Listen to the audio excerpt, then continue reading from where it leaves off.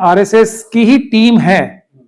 आप अगर अब सिर्फ एक वंदे मातरम का इशू थोड़ी है, बाबरी मस्जिद का भी इशू आ गया है कि नहीं है।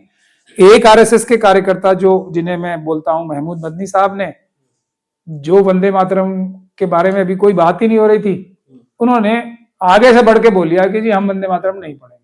किसने उनको पीटा था बोलने के लिए? महमूद मदनी साहब को। अभी अरशद मदनी साहब ने, महमूद मदनी साहब को तो मैंने सुना है कहते हुए, और अरशद मदनी साहब ने, दोनों ने कहा है, क्योंकि चाचा भतीजे दोनों ही तो आरएसएस के लिए काम करते हैं।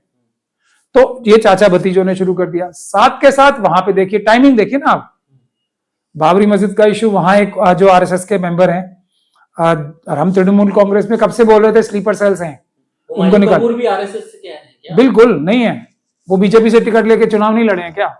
तो कांग्रेस में भी तो रहे हैं वो। मैं तो कांग्रेस में कम है क्या आरएसएस के लोग?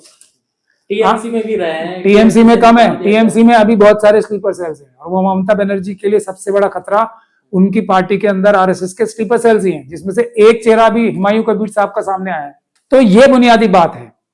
अब वहां से डायरेक्टिव आया कि भाई किसी मुद्दे पे संसद में, क्योंकि कहीं ये जो डॉलर पे चर्चा ना हो जाए, आईएमएफ ने हमारी जो ग्रेडिंग है गिरा दी है, उस पर चर्चा ना हो जाए, 250 लाख करोड़ रुपए का जो कर्ज आ गया उस पर चर्चा ना शुरू हो जाए।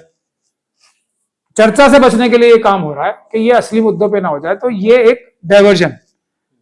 कई लोग ये ना पूछने लगे कि ऑपरेशन सिंदूर के बाद भी इतनी सारी टेररिस्ट गतिविधियां जो है कश्मीर में क्यों हो रही हैं, कोई पूछ ना ले।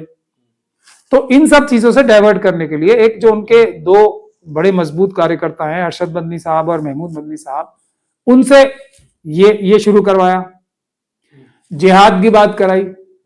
जो सबसे बड़े मतलब सर्टिफाइड बुज़दिल लोग हैं वो इस्लाम जिहाद की बात करने लगे। वंदे मातरम का बैकग्राउंड अरशद मदनी साहब और महमूद मदनी साहब ने बनाया, किसी और ने बनाया? बता दो आप मुझे। किसने बनाया? और फिर ये सारे क्रिमिनल टेलीविजन जो है चैनल वाले, ये क्रिमिनल जिन्हें मैं बोलता हूं, उन्होंने एकदम, और कोई काम ही नहीं है। अरशद मदनी और महमूद मदनी साहब इतने इंपॉर्टेंट है कि सब टेलीविजन चैनल्स पे उनके लाइन अप थे, इंटरव्यूज थे कि नहीं थे, फटाफट इंटरव्यू दे डाले। अब हमारे विपक्ष के लोगों के अंदर कम स्लीपर सेल्स हैं, तो वो इस मुद्दे पे तैयार भी हो गए चर्चा के लिए। चर्चा से वैसे कुछ होने वाला नहीं है टाइम वेस्ट के अलावा। एसआईआर पे चर्चा हुई, राहुल जी ने, अखिलेश यादव जी ने, सबने वही बातें बोली जो हम कब से बोल रहे हैं। भाई बात बोलने से नहीं होगा, आंदोलन करने से होगा ना।